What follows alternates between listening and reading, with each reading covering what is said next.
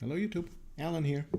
So in last quick tips and tricks video, we were talking about the green egg and how I use this tool to train my grip strength or keep my grip strength to where I need it to be to grip my pistol well. And I showed you, I use this in the car, I use this when I'm at the computer, etc.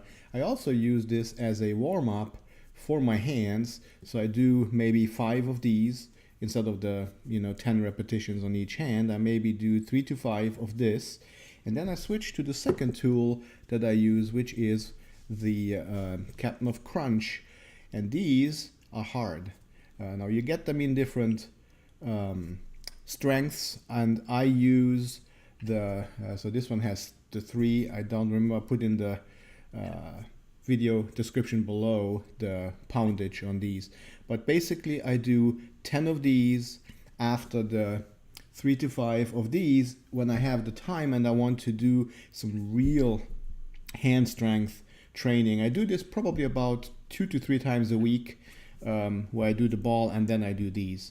So again, the grip, in my opinion, is the most important part of your interface between the pistol and you, and that's why that grip strength is so important.